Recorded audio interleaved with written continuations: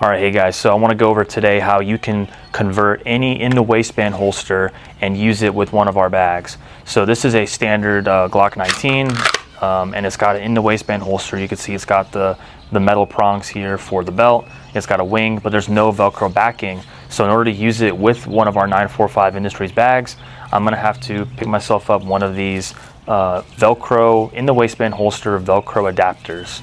So it's got this Velcro backing here, and then it has this elastic Velcro strap. So now this is going to vary depending on what model gun, what kind of holster you have, how big or small it is. It's going to vary, but basically you just want to figure out where the sweet spot is on how tight you want to make this. So if I put this strap closer to the bottom of the Velcro, it's going to make it very small. It's going to make it like very tight. If I want it to be like, say I have a bigger holster, a bigger gun, and I want to make it a little bit looser, I just have to move this up the Velcro patch here, and then it makes it bigger. So for the Glock 19, I think it's going to be somewhere in the middle, like about here. So you can see here, I've now gotten this strapped up. Then all I have to do is simply slide in the holster, and then you want to lift up the metal prongs for the belt. Lift that up and just slide it in. And you want this to be as snug and secure as possible.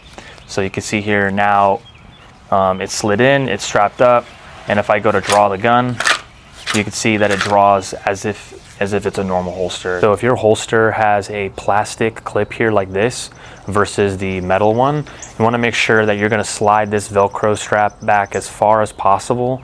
These plastic clips are not as strong as the metal ones, so in order to ensure that the holster stays put and has the most amount of retention possible, you want to make sure that this clip is going, that this strap specifically is going back as far as possible.